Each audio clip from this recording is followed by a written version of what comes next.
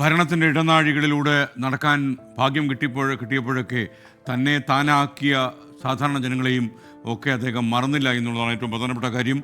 നമ്മുടെ ഭൂപരിഷ്കരണ നടപടികളിലൊക്കെ തന്നെ VS എടുത്ത നിലപാടുകൾ എന്നും കേരള ചരിത്രത്തിൻ്റെ ഭാഗമാകും. മാത്രമല്ല, പരിസ്ഥിതി പ്രശ്നങ്ങളിൽ VS ഇടപെടുമ്പോഴൊക്കെ തന്നെ അതിന് ചില ഫലങ്ങൾ കണ്ടു എന്നുള്ളതാണ് ഏറ്റവും വലിയ പ്രത്യേകത. മലയാളി ജനസമൂഹത്തിൻ്റെ നിലപാടുകളിൽ വെള്ളം ചേർക്കാത്ത കർക്കശമായ തീരുമാനങ്ങൾ വേണമെന്ന് നമ്മോട് പറഞ്ഞതും അദ്ദേഹം തന്നെയായിരുന്നു. BJP സംസ്ഥാന അധ്യക്ഷൻ രാജീവ് ചന്ദ്രശേഖർ VSനെ ഇങ്ങനെ അനുസ്മരിക്കുന്നു.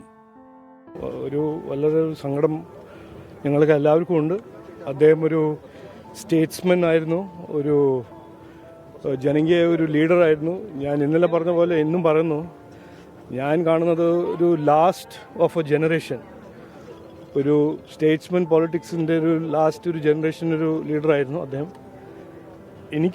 ഞാൻ അന്ന് കണ്ടപ്പോൾ ഒരു ഇൻസ്പയറിംഗ് ലീഡറായിട്ട് അന്ന് കണ്ടു, ഇന്നും കാണുന്നു.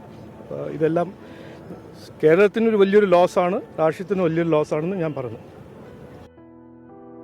മാധ്യമപ്രവർത്തകരോടൊക്കെ നല്ല ചങ്ങാത്തം ഉണ്ടായിരുന്ന ആളായിരുന്നു VS അച്യുതാനന്ദൻ. അതേസമയം അതൊരു PR വർക്കിൻ്റെ രീതിയിലേക്ക് മാറാൻ അദ്ദേഹം ഒരിക്കലും അനുവദിച്ചിരുന്നില്ല.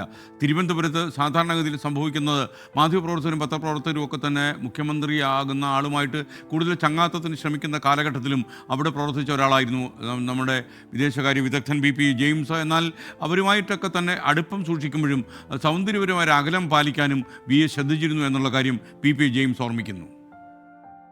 SKN ഈ VSന് മാധ്യമപ്രവർത്തകരോട് നേരത്തെ പറഞ്ഞ പോലെ ഇണക്കവും പിണക്കവും എന്ന രീതിയിലുള്ള ബന്ധമായിരുന്നു. നമ്മൾ എത്ര അടുപ്പമുണ്ടെങ്കിലും VSന് ഇഷ്ടപ്പെടാത്തൊരു ചോദ്യം ചോദിച്ചാൽ VS അതിശക്തമായിട്ട് തന്നെ മറുപടി പറയും. അപ്പോൾ വ്യക്തിപരമായ ബന്ധവും തൻ്റെ പ്രവർത്തനവും തമ്മിൽ ഒരിക്കലും അത് കൂട്ടിക്കുഴച്ചിരുന്നില്ല. പക്ഷെ കാര്യങ്ങൾ പഠിക്കാൻ VS കാണിച്ചിരുന്ന ഒരു പ്രത്യേകത, ഇന്നിപ്പോൾ ഇവിടെ VSന് അന്ത്യാഭിവാദ്യം അർപ്പിക്കാൻ എത്തിയവരൊക്കെ അത് പറയുന്നുണ്ടായിരുന്നു. പ്രത്യേകിച്ച് IT വിദഗ്ധനായിരുന്ന ജോസഫ് സി മാത്യു, മുഖ്യമന്ത്രിയുടെ IT ഉപദേഷ്ടാവായിരുന്നു.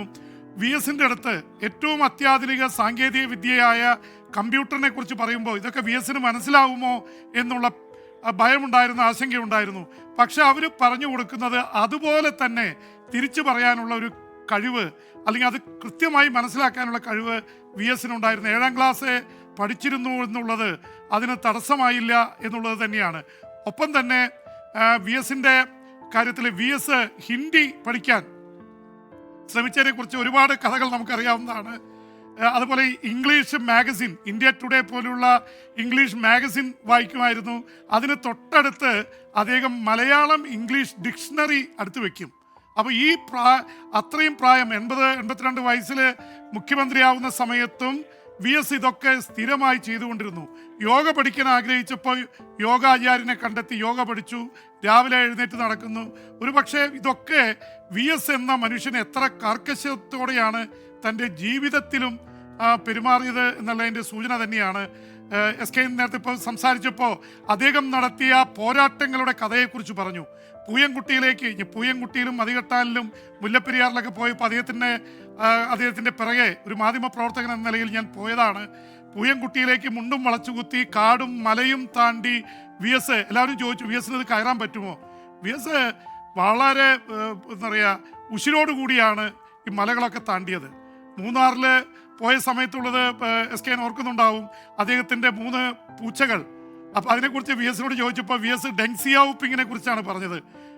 ഡെങ്സിയാവോ പിങ് പറഞ്ഞ്, പൂച്ച കറുത്തതോ വെളുത്തതോ എന്ന് നോക്കേണ്ട, എലിയെ പിടിച്ചാൽ മതി, എൻ്റെ പൂച്ചകൾ എലിയെ പിടിക്കും. 12,000 ഹെക്ടർ വനഭൂമി, കയ്യേറ്റ ഭൂമിയാണ് അദ്ദേഹം പിടിച്ചെടുത്തത്. ഒപ്പം തന്നെ 96 കെട്ടിടങ്ങൾ നിലം പരിശാക്കി. ഒരാൾക്കും ധൈര്യപ്പെടുന്ന സ്ഥലങ്ങളല്ല, വലിയ വലിയ വനം മാഫിയകൾ കൺട്രോൾ ചെയ്യുന്ന സ്ഥലത്താണ് VS ഒറ്റയാനായി പോരാട്ടം നടത്തി. അവസാനം പാർട്ടിയുടെ ഒരു വിഭാഗം തന്നെ അദ്ദേഹത്തിനെതിരെ തിരിഞ്ഞിട്ടും അദ്ദേഹം കുലുങ്ങിയില്ല. ഒരുപക്ഷെ ഇപ്പോൾ ഇവിടെ വന്ന് അല്പം നേരത്തെ സംസാരിച്ച ലോട്ടറിയുടെ മുൻ ഡയറക്ടറായിരുന്ന K സുരേഷ് കുമാർ IAS, രാജു നാരായണ സ്വാമി IAS അന്നത്തെ ജില്ലാ കളക്ടറായിരുന്നു ഇടുക്കിയിൽ. ഒപ്പം തന്നെ ഋഷായ് സിംഗ് IG ആയിരുന്നു. ഇവർ 3 പേരായിരുന്നു 3 പൂച്ചകൾ. അപ്പോൾ എൻ്റെ 3 പൂച്ചകൾ എന്നാണ് പറഞ്ഞുകൊണ്ടിരുന്നത്. ഈ പൂച്ച എലിയെ പിടിക്കും എന്നുള്ളതായിരുന്നു VSൻ്റെ ഒരു വാദം. അപ്പോൾ അതുകൊണ്ട് അഴിമതിക്കെതിരെയുള്ള പോരാട്ടത്തിൽ, ഭൂമി സംരക്ഷിക്കുന്നതിനുള്ള പോരാട്ടത്തിൽ VS അതിശക്തമായിട്ട് നിലകൊണ്ടു എന്ന് തന്നെയാണ് നമുക്ക് മനസ്സിലാക്കാൻ കഴിയുന്നത്.